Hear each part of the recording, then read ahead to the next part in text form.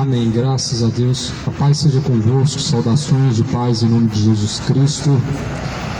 Aquele que é, que reina, que é divino, que em breve o Senhor, o Santo Salvador, aquele que anunciou por meio de seus profetas as suas palavras, que muito em breve há de vir. E essas palavras continuam a ser anunciadas, percorrendo os quatro cantos da terra, e testemunha a todas as nações. Em seguida virá o fim, como diz a palavra de Jesus Cristo em Mateus 24, versículo de número 14. E este Evangelho do Reino será pregado em todos os confins da terra, em testemunho a todas as nações. Em seguida virá o fim.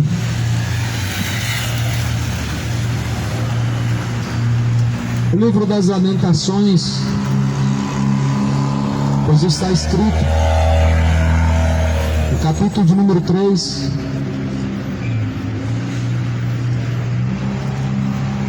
grandes são as suas misericórdias, e é a causa de não sermos consumidos vivos. Porquanto grandes são suas misericórdias, e a cada manhã se fazem novas. A misericórdia de Deus, ela tem se renovado dia após dia. A cada manhã se faz nova a misericórdia de Deus na vida de cada criatura, na vida de cada um de nós. Essa misericórdia é a causa de permanecermos de pé, e é a causa de não sermos consumidos, porque grandes são as misericórdias de Deus. Deitei, dormi, acordei, me levantei, diz o salmista. Ou seja, mais uma vez estamos de pé por causa da misericórdia de Deus. A palavra do livro de João está escrito no capítulo 3. Ora, ninguém subiu ao céu, senão o que desceu do céu, o Filho do Homem que está no céu. João capítulo 3, versículo 13. Ninguém subiu ao céu, senão aquele que desceu do céu. Sabemos que só Jesus fez isso, e mais ninguém subiu ao céu, senão aquele que desceu do céu, que é o próprio Cristo. A Bíblia é bem clara em dizer que somente Jesus subiu ao céu. Depois de Jesus Cristo, nenhum outro nome é citado na Bíblia, dizendo qual subiu ao céu. Por isso nós não vamos ter nenhum outro intercessor, nós não vamos ter nenhum outro mediador, e não há nenhum outro santo no céu a qual possa fazer alguma coisa por alguém, senão o próprio Cristo. Está na Bíblia, João 3, versículo 13. As pessoas só conhecem o João 3,16 para justificação do pecado e dizer que Deus não vai julgar. Mas João está dizendo que ninguém mais subiu ao céu senão o próprio Cristo. Ou seja, Ele é Rei dos Reis, Senhor dos Senhores. Só subiu ao céu o mesmo que desceu do céu. A única justificativa que nós temos para dizer que há outros intercessores além de Jesus é acreditando em fábulas, é acreditando em heresias. Cuidado com as heresias. As heresias vão te levar para o inferno. Cuidado com a rainha do céu. Ela vai te levar para o inferno. Jesus é Rei dos Reis, e Ele é o único Rei sem rainha. É o Senhor dos Senhores, e é o único Senhor que não há uma senhora junto dele. A Bíblia cita no livro de Isaías, no capítulo 55, o profeta Isaías diz para buscar ao Senhor. O Senhor deve ser buscado enquanto você pode achar. O Senhor deve ser buscado enquanto nós podemos encontrar. Isaías não faz referência a uma senhora, mas sim somente ao único Senhor, porque, segundo a Bíblia, só há um Senhor, um só Rei, um só Deus, um só Pai, que é o mesmo que enviou a Jesus Cristo. Por isso, é bom crer segundo a Bíblia, porque segundo a Bíblia é a única fé verdadeira. Achismos, tradições, superstições, na verdade são apenas heresias em que as pessoas apoiam a sua confiança como se fosse uma fé, mas é uma fé naquilo que não é verdadeiro. Uma fé naquilo que não é verdadeiro te conduz à condenação. Uma fé naquilo que não é honesto com a verdade de Deus, que é a própria palavra, te leva ao erro. Uma fé baseada em dogmas, em tradições ou qualquer outra coisa que não vem da Bíblia te leva a errar. E é muito perigoso caminhar errante diante de Deus, porque o fim deste caminho de erro é o inferno. Por isso, quão grande é o caminho de erro. O caminho de erro é um caminho de perdição, um caminho com passos largos para o inferno. É um caminho com passos largos para um lugar sem volta. O caminho de erro é um caminho com passos largos para um lugar de tormento e uma dor profunda e eterna. Jesus, ele começa dizendo nas suas profecias, lá em Mateus 24, dizendo: não erreis, cuidado para que ninguém vos engane. O próprio Paulo reforça as palavras de Jesus. Ele vem reforçando as palavras de Jesus Cristo. Não se faça presa dos homens, não se deixem ser enganados, levados por todo tipo de vento de doutrina. Doutrinas são como um vento que levam as pessoas para onde quer, e as pessoas são levadas como se fosse uma folha seca, levado por uma mensagem herege, de uma palavra que te leva a errar. E por isso a Bíblia fala que as heresias, elas são um caminho de perdição. As heresias, elas são sustentadas por palavras de homens. Elas não têm base segundo a palavra de Deus. As heresias, elas são sustentadas por homens corruptos. Experiências não têm significativa quanto à palavra de Deus, ou não pode ser usado para confirmação se é de Deus ou se não é. Muitas pessoas se baseiam em experiências e não no que diz a palavra. Muitas pessoas aplicam sua esperança, sua confiança em coisas vãs e fúteis, apenas experiências e não no que diz a palavra. O manual de Deus é a palavra. E a Bíblia fala que se ainda que um anjo anuncie o Evangelho, diferente do que está escrito, seja considerado anátema. Ainda que nós tivéssemos na terra algum anjo dizendo que está revelando alguma mensagem nova, alguma novidade, alguma coisa que seja diferente do que está escrito, a Bíblia diz que deve ser considerado anátema, ou seja, maldito.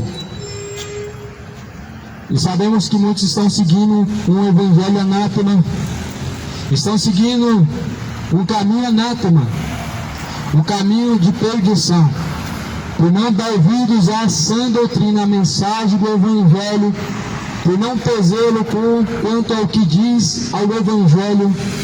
Muitas pessoas estão seguindo doutrinas de demônios, acreditam em coisas de suas imaginações, que há um mundo dos mortos, um paraíso para aqueles que morreram sem Deus, e que há uma reencarnação, que vai existir talvez um lugar onde você vai expurgar seus pecados e sobe ao céu, ou que talvez vão vagar pela terra como um castigo, preso em algum bem material. Mas na verdade as pessoas estão crendo em superstições, em uma doutrina anátema do Evangelho maldito, segundo escreveu o próprio apóstolo Paulo, com palavras vãs, enganosas farão de vós negócio, do que não é tarde a sua sentença. Está lá em 2 Pedro, no capítulo 2.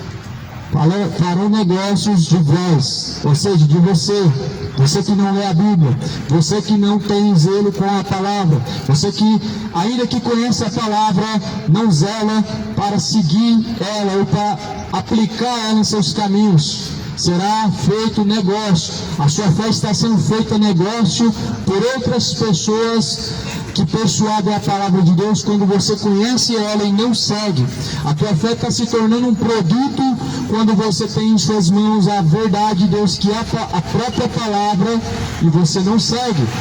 Muitas pessoas estão lucrando e outros estão fazendo com que este comércio religioso ele cresça na terra, onde pagam, estão comprando objetos religiosos, estão comprando nada mais do que objetos supersticiosos que não produzem fé, mas, segundo a Bíblia, trazem maldição.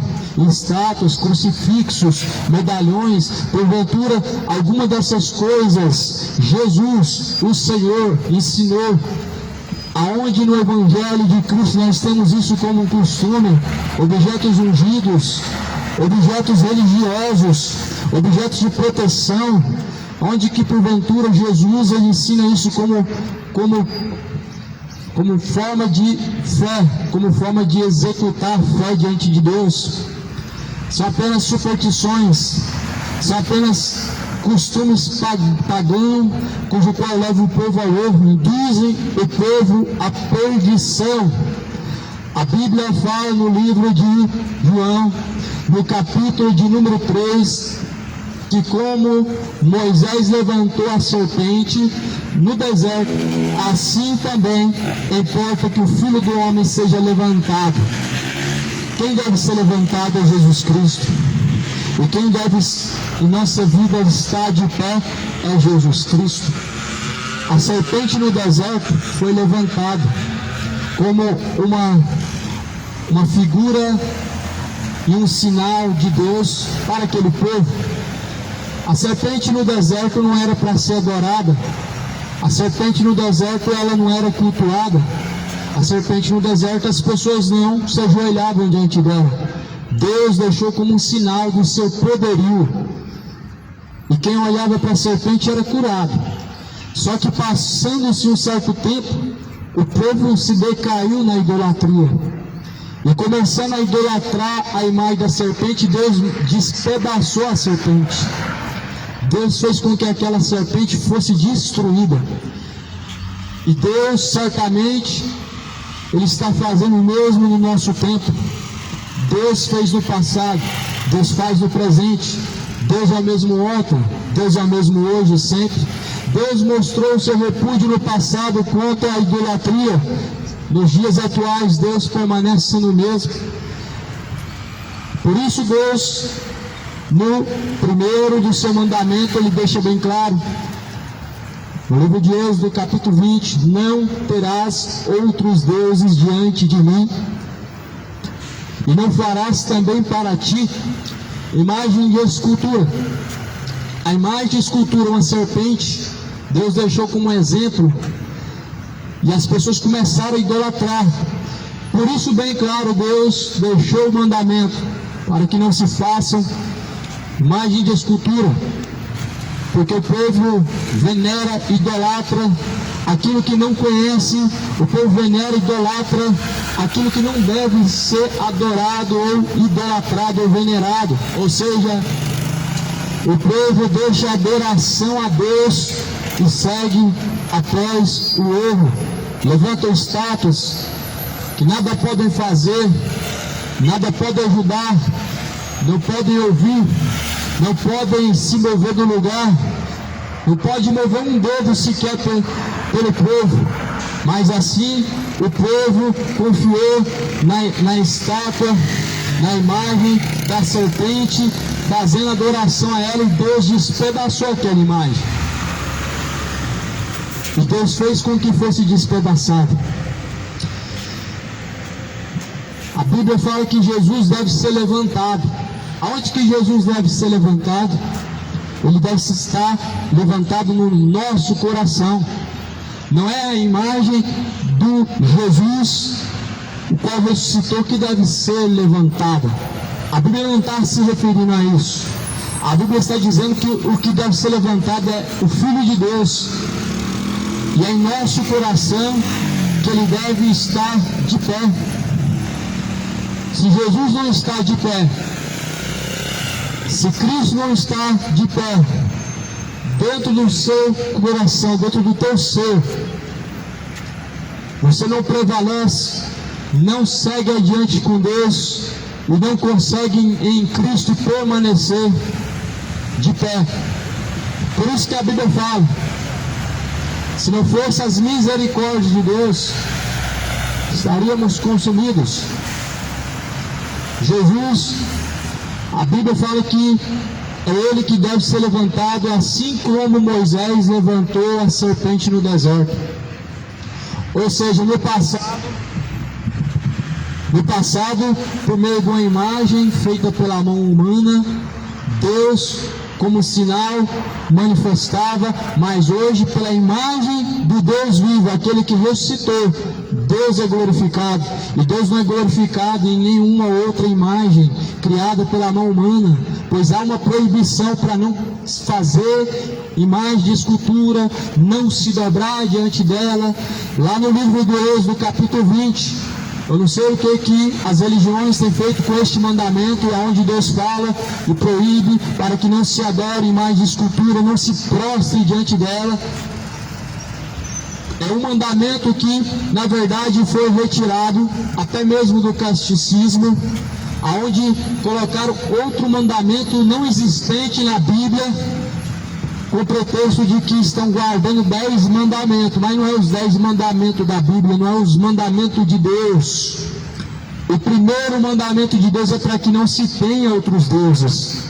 Uma imagem escultural, um Deus levantado no coração de alguém, no altar, numa casa de alguém, onde não é Deus que está, onde não é o Altíssimo, o Deus vivo que está sendo venerado ou glorificado em ação, em atitude, em fidelidade, em reverência. De nenhuma forma Deus está sendo glorificado na imagem de nenhuma outra criatura, a qual foi feita pela mão do homem.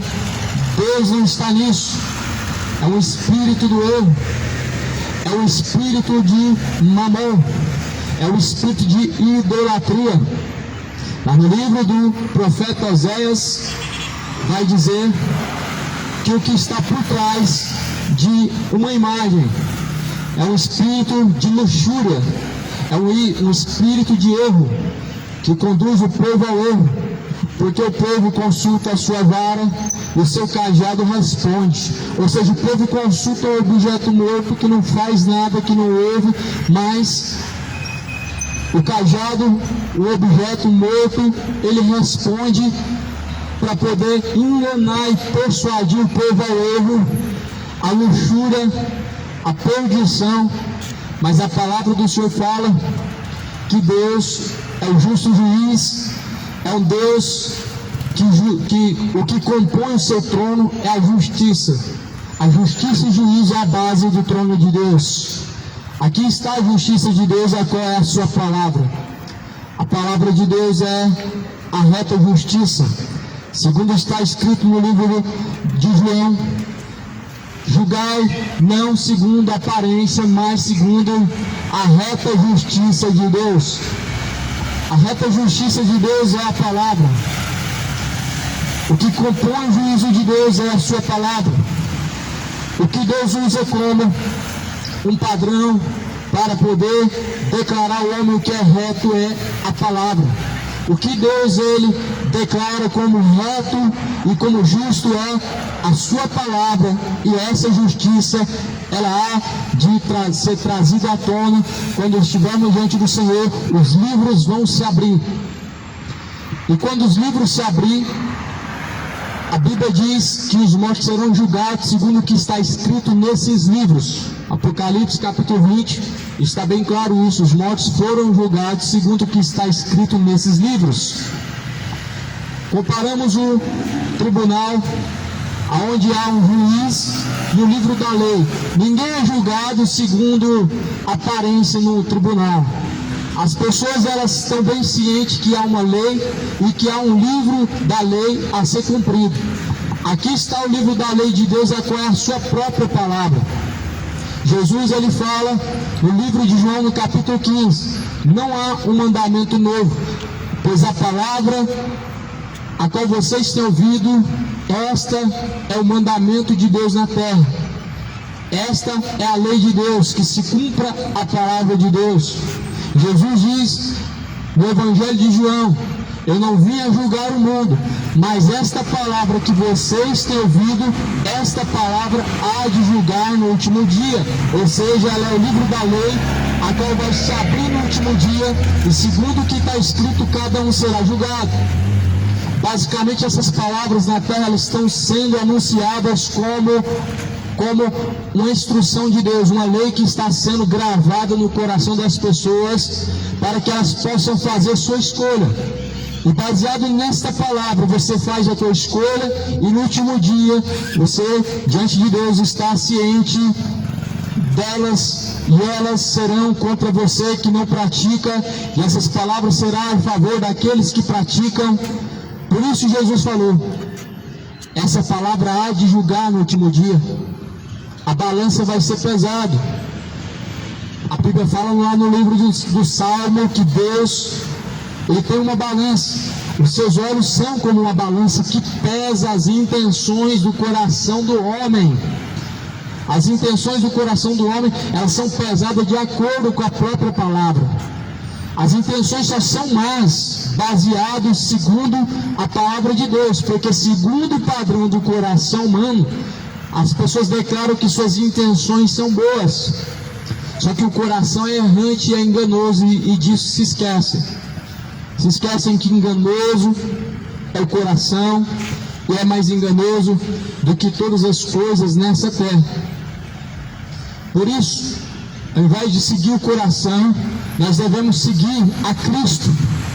Ao invés de seguir o instinto humano, que segundo a Bíblia se inclina à morte, ao pecado, que é a carne, devemos seguir a vontade boa, agradável e perfeita de Deus.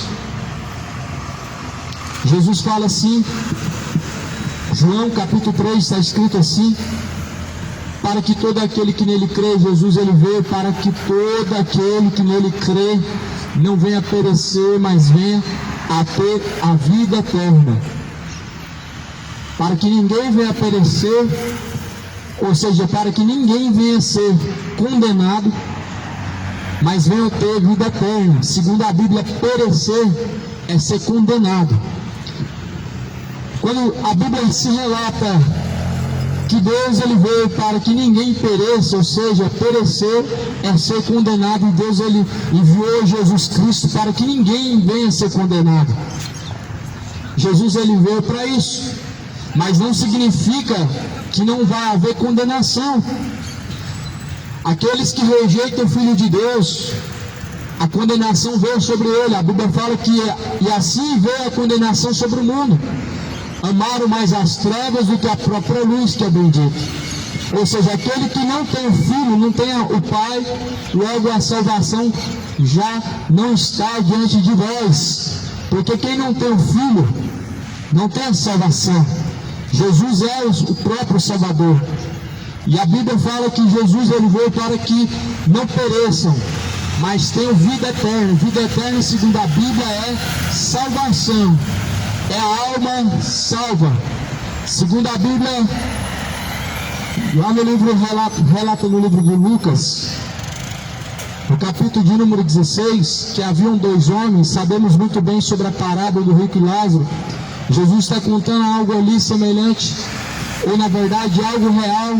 E Jesus está usando dois homens como comparação para dizer qual é o destino da alma. E Jesus está dizendo acerca da eternidade, aonde um está salvo e aonde outro está condenado.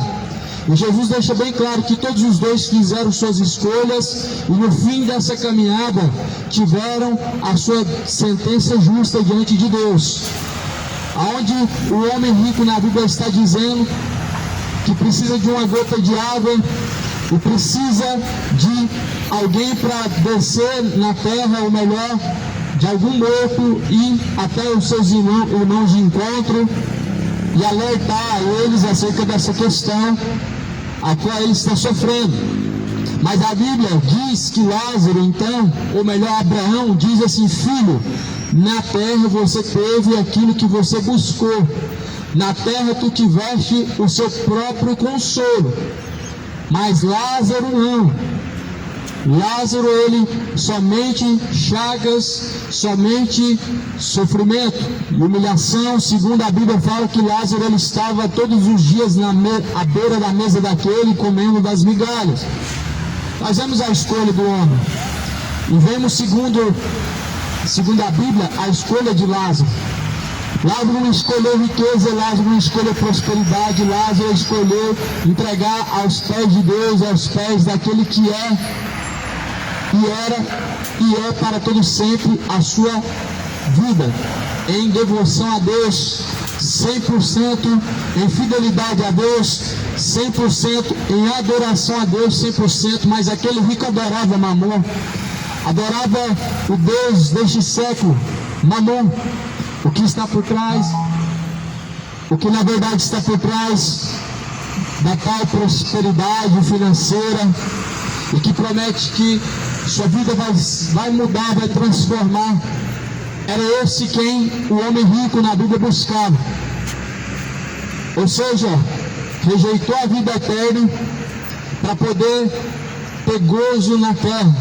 É o que basicamente as pessoas não estão percebendo, que para poder na terra obter o prazer que logo se passa, elas estão trocando a vida eterna, estão deixando a vida eterna para poder obter um certo prazer na terra, estão trocando a salvação para poder aproveitar e ter gozo no pecado, estão deixando aquilo que é precioso, que é a salvação da alma, para poder desfrutar nos seus caminhos de idolatria, superstições, bebedeiras, imoralidades, adultérios e por aí adiante, caminhando com passos largos para o inferno, rejeitando aquilo que a Bíblia diz, porque são soberbos. Segundo está escrito em Salmo, todo aquele que rejeita o que diz a Escritura, ele é soberbo e ele delira acerca das questões, porque o homem natural não compreende as coisas de Deus e para ele tudo parece ser loucura. Mas o homem natural, que não compreende as coisas de Deus, ele está errante, caminhando por um caminho de loucura. O caminho da sabedoria humana, o caminho do coração humano, segundo o seu coração, é um caminho de loucura, onde está caminhando errante, com passos largos para o inferno. Por que é uma grande loucura? Porque as pessoas se baseiam na lógica. E como que nós podemos dizer que Deus, ele age na lógica? Cadê a lógica de quase 3.000 pessoas comendo 3 pães e 2 peixes? Aonde que está a lógica? Cadê a lógica de pessoas tomando um bom vinho, vindo de uma talha de água? Cadê a lógica nisso? Porque segundo a lógica humana, as pessoas andam segundo a lógica e não segundo a sabedoria de Deus. A Bíblia fala que Jesus alimentou outrora 3.000 pessoas, depois quase 5.000 pessoas, tirando de 3 pães e 2 peixes. Cadê a matemática? Cadê a lógica? Se as pessoas usam da lógica, elas estão errantes diante de Deus, porque segundo a lógica humana, É impossível alguém perecer eternamente no inferno. Se porventura viveu 50 anos, é injusto viver eternamente no inferno. Mas cadê a lógica de alguém viver eternamente no céu se viveu 50 anos na terra? A Bíblia fala lá no livro de 2 Pedro, porque os teus caminhos não são os meus caminhos, nem seus pensamentos são os meus pensamentos. Ou melhor, corrigindo, profeta Isaías, capítulo 59, versículo 2, os seus caminhos não são os caminhos de Deus, seus pensamentos não são os pensamentos de Deus, ou seja, a sua lógica não bate com a Escritura ou a boa, perfeita vontade de Deus. Seus caminhos não estão aplainados de acordo com o caminho reto de Deus. Por isso importa que o Filho do Homem seja levantado. Se ele está levantado no seu interior, no seu coração, a Bíblia fala que nós recebemos de Deus um novo coração, somos novas criaturas, tudo se fez novo, ou seja, a forma de pensar não é a mesma.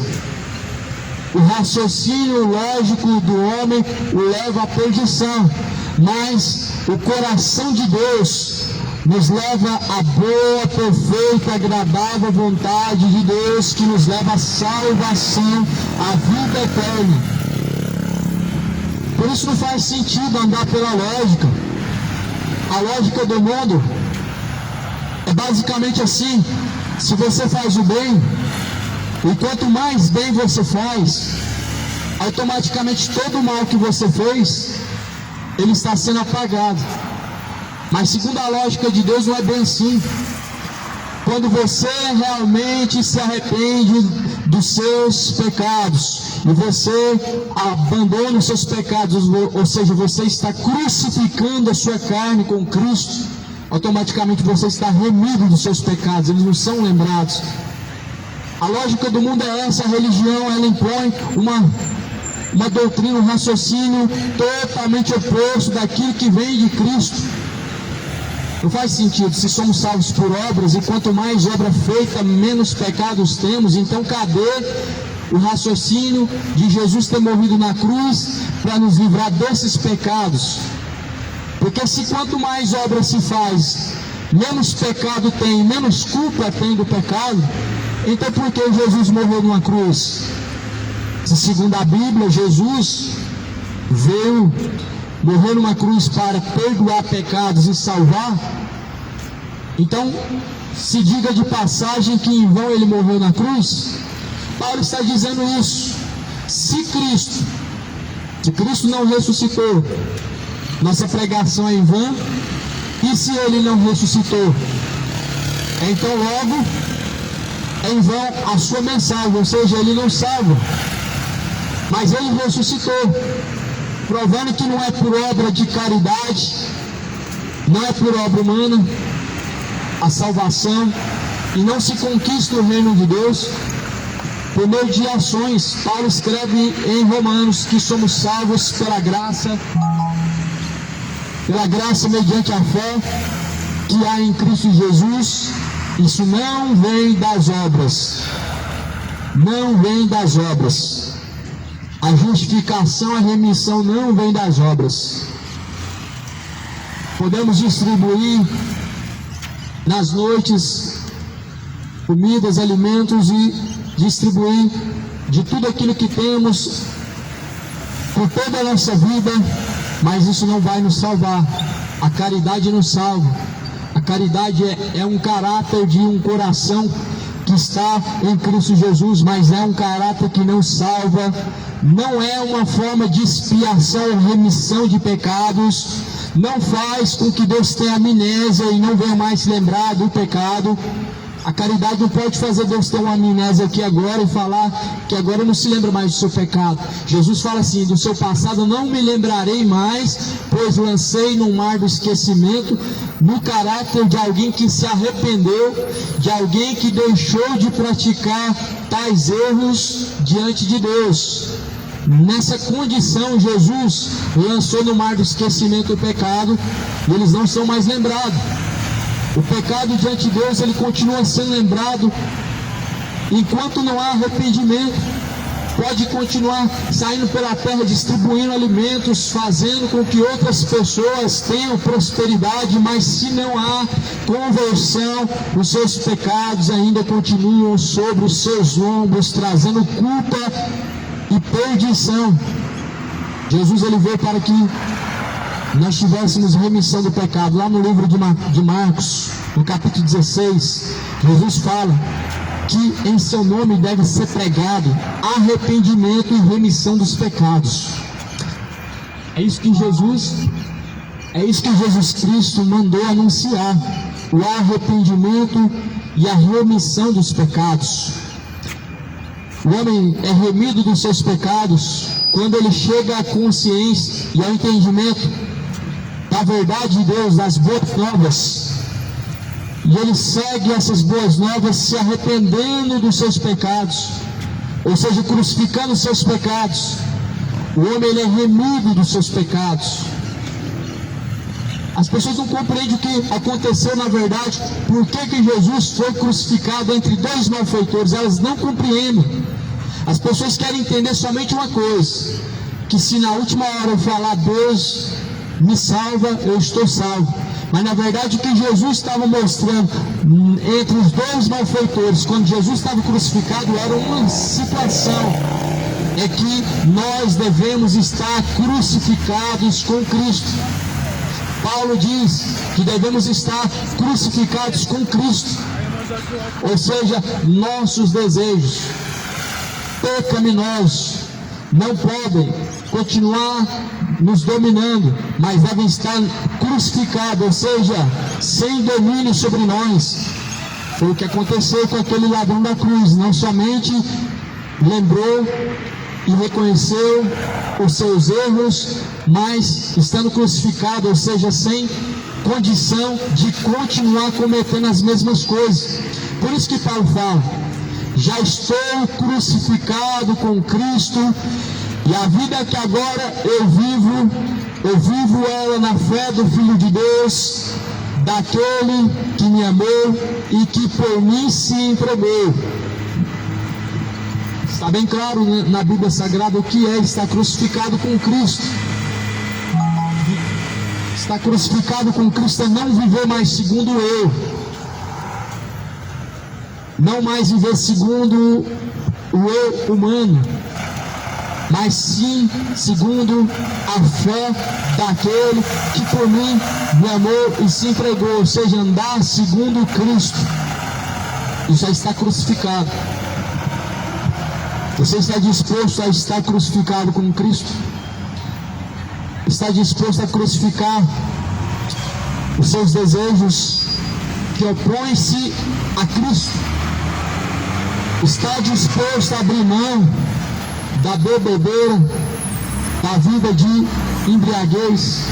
Isso é uma forma, isso é estar crucificado com Cristo. Abrir mão do prazer a qual produz no coração do homem o pecado é uma forma de estar crucificado com Cristo. Você está disposto a abrir mão do caminho do erro, do caminho de iniquidade, a mentira, o adultério, quem sabe, ou a ganância, ou até mesmo o orgulho, ou a injustiça? Para seguir a Cristo devemos crucificar as nossas paixões. Não podemos ser dominados por nenhum sentimento a qual se opõe a Cristo.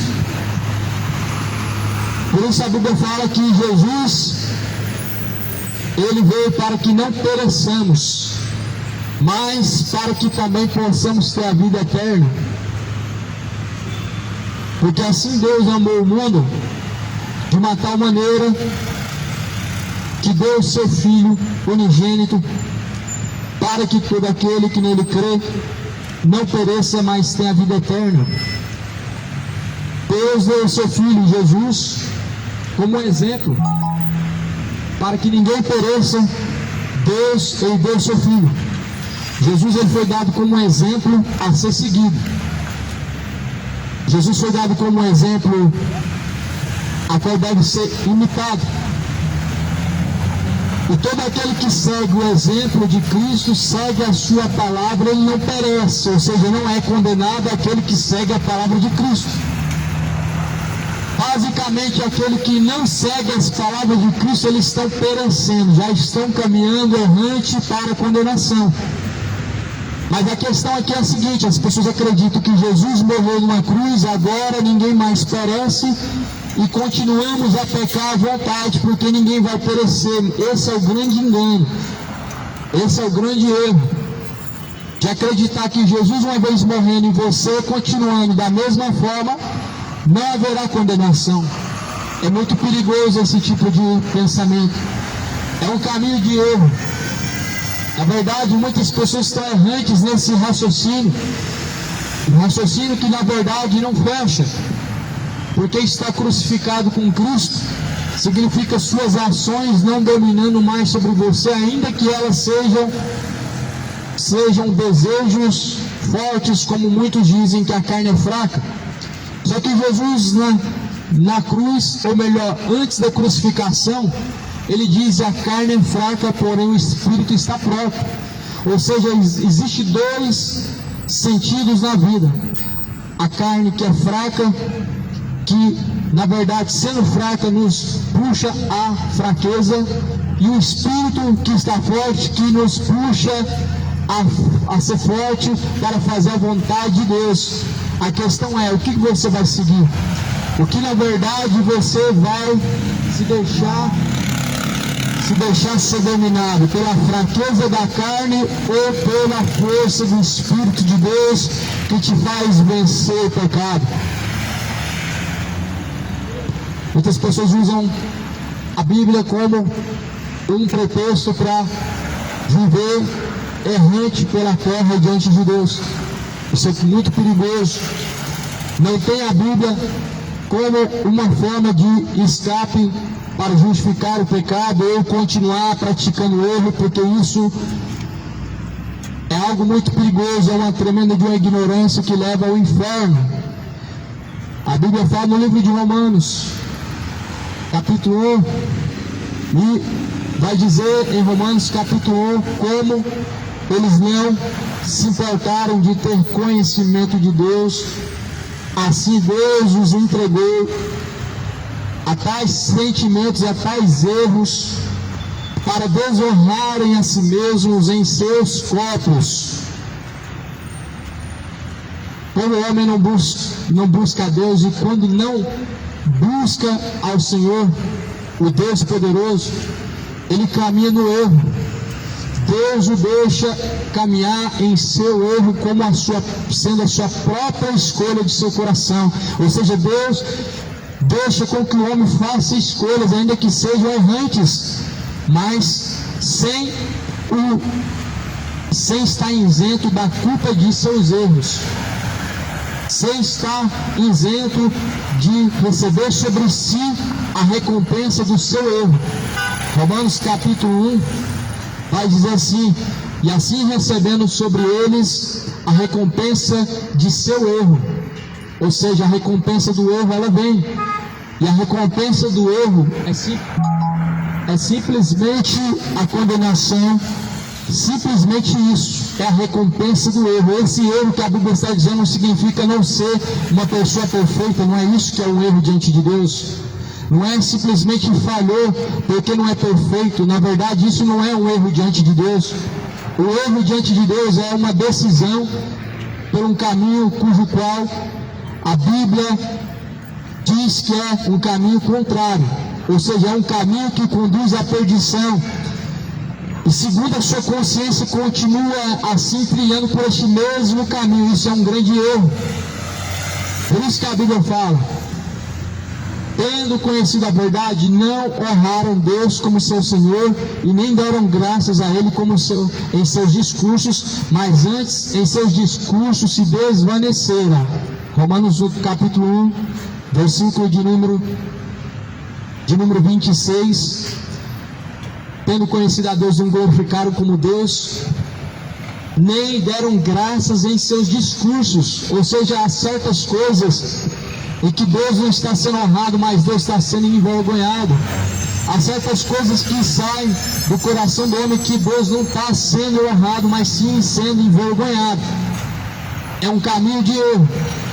É um caminho em que agora ainda há como consertar se houver realmente arrependimento, mas é um caminho sem volta, uma vez que desce e chega ao abismo. Uma vez que chega até o abismo de condenação, é um caminho sem volta. Por isso que Jesus fala assim: escolhe hoje a bênção, para que não te suceda a morte. Escolhe hoje entre a vida e entre a morte. Escolha pelo caminho estreito, porque o caminho é estreito e ele é apertado, mas porém ele conduz a vida eterna, conduz a salvação, o caminho estreito. Escolha por esse. Este é o caminho reto para a salvação. Ou seja, o caminho estreito é o caminho da cruz. Renunciar os seus erros, seus desejos e tais caminhos errantes deve ser renunciado diante de Deus.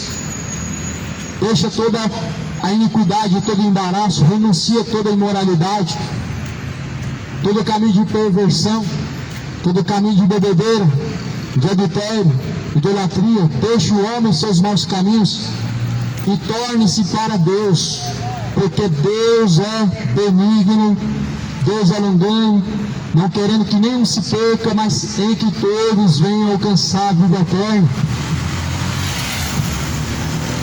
Veja bem o que você vai escolher diante de Deus, porque todos estão caminhando nesta vida para um caminho de eternidade, sendo o céu ou o inferno.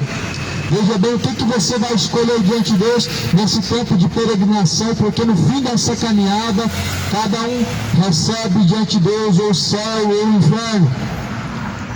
Busca o Senhor de todo o seu coração, de toda a sua força, de todo o seu entendimento. Ou seja, entrega realmente o seu coração a aplicar-se, a conhecer a Deus e a fazer o que é reto diante de Deus. A Bíblia fala assim: quem crê nele não é condenado, mas quem não crê nele já está condenado, porquanto não crê no nome do unigênito Filho de Deus. E a condenação é esta, que a luz veio ao mundo, e os homens amaram mais as trevas do que a luz, porque suas obras eram más. Esta é a condenação. O que é a condenação? Rejeitar a Cristo. Isto é a condenação. O que é rejeitar Cristo? Rejeitar as suas palavras e não praticar, é rejeitar a Cristo. Não praticar a palavra de Deus é rejeitar a Cristo. Isto é rejeitar a luz. Cristo é a luz, Cristo é o véu da palavra. Veja bem se você já não está rejeitando a Cristo. Veja bem se você já não tem rejeitado em seu coração a Cristo. Porque há muitos que dizem e confessam a Cristo com seus lábios, mas que estão rejeitando a Cristo em suas obras, em sua conduta. Não estão rejeitando a Cristo nesse exato momento, onde os seus caminhos são opostos. Jesus está sendo rejeitado. Onde seus caminhos são de perdição, Jesus está sendo rejeitado. Onde seu caminho é de iniquidade e não reto diante de Deus, é um caminho tortuoso, Cristo está sendo rejeitado. Quando João fala no capítulo 14 que Ele é o caminho, ou melhor, Jesus diz em João 14 que Ele é o caminho, e ninguém chega ao Pai senão por Ele, Ele está dizendo que Ele deve ser seguido. Se Ele não é seguido, então Ele está sendo rejeitado. Não sejam somente ouvintes enganando a si mesmos. Vai continuar vivendo no engano até quando? Tiago capítulo 1, 22 vai dizer: não sejam somente ouvintes enganando a si mesmos, mas sejam praticantes de toda a palavra de Deus. Toda a palavra de Deus. Praticando toda a palavra de Deus, a chance de erro é menor, se torna menor ainda. Claro que não levando também segundo a sua própria vontade, porque muitas pessoas se apoiam no Antigo Testamento para viver no erro. Como por exemplo, Davi foi rico, então você tem que ser rico também. Está lá o homem próspero, o homem que Deus levantou e deu riqueza, Salomão, então você tem que ser rico. Davi que matou, então você também pode ter uma arma, porque Davi tinha uma espada. Ou seja, as pessoas elas usam aquilo que lhe convém, aplicando para o seu erro da forma que querem. Mas não é bem assim. Quem deve ser seguido é a pessoa de Cristo. O que Jesus falou sobre a espada? Falou para Pedro: guarda essa espada, não derrame mais sangue. Jesus falou: guarda essa espada, não derrame mais sangue. Jesus falou para Pedro.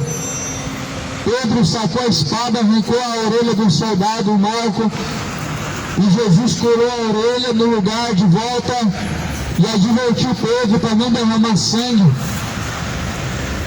As pessoas se aplicam o seu coração a seguir o erro, porque na verdade a sua consciência já está estando cauterizada. Não querem chegar ao conhecimento da verdade, não querem obter arrependimento, não querem aplanar ou endireitar os caminhos. Só que está escrito: endireitai os vossos caminhos, preparai o caminho para o Senhor. Preparai o caminho para o Senhor, endireitai os vossos caminhos. Arrependei-vos e convertei-vos, para que sejam apagados os vossos pecados, e venha sobre vós o tempo do refrigério. Todo aquele que faz o mal, João capítulo 3, versículo 20, está escrito: todo aquele que faz o mal aborrece a luz, não vem para a luz, e não vem para a luz para que suas obras não sejam reprovadas. Mas quem pratica a verdade vem para a luz, a fim de que suas obras sejam vistas. Quem vem para a luz, as suas obras são vistas. Não é uma questão de querer ser visto, mas a luz, ela tudo manifesta. Efésios 5, a luz tudo manifesta. Pelo que diz: desperta tu que dormes, levanta-te dentre os mortos, e Cristo te esclarecerá. A luz manifesta o que está em oculto. Basicamente é isso que a mensagem de Deus faz. Manifesta o que está em oculto. O caminho errante em seu coração é descoberto porque está escondido, e é descoberto quando a mensagem de Deus é oferecida e anunciada. Mas todo aquele que não vem para a luz, ou seja, não vem para Cristo, não recebe as palavras de Deus, vive em trevas, ou seja, rejeitou a luz. E esta é a condenação. A condenação é essa: rejeitar a Cristo, rejeitar as suas palavras. E a condenação é esta: que veio ao mundo, que amaram mais as trevas do que a luz, porque as suas obras eram más. Todo aquele que faz o mal aborrece a luz, não vem para a luz, para que as suas obras não sejam reprovadas. Venha para Cristo e siga Ele, porque assim a Bíblia fala que as suas obras diante dele, elas são aplanadas. Assim as obras são endireitadas, os caminhos eles são corrigidos, porque a luz ela guia no caminho reto. Cristo, a luz, guia a um caminho reto e aprovado diante de Deus. Jesus Cristo, Ele está à porta. Que porta é essa que está lá em Apocalipse, dizendo que Ele está batendo? Eis estou à porta e bato. Apocalipse capítulo 3 está dizendo que Ele está numa porta batendo. A porta do coração. A porta é de entrada e saída da vida, a qual Cristo Ele entra ou Ele não entra, é o coração. O Cristo está dentro dele, e se Ele está dentro do coração, então porque as obras não glorificam a Deus e as suas ações não refletem a Cristo como sendo sujeitado. Busque arrependimento no Senhor e busque aplanar diante do Senhor o seu coração e seus caminhos, para que diante dele não seja achado culpado ou cheio de iniquidade, mas purifica a sua alma no sangue do Cordeiro. O sangue de Cristo purifica a sua alma, para que suas vestes, sua alma seja limpa diante do Senhor, e assim seja encontrado diante do Senhor alvo como a neve. Que a graça do Senhor Jesus, a paz que excede a todo o entendimento esteja contigo. Saudações de paz.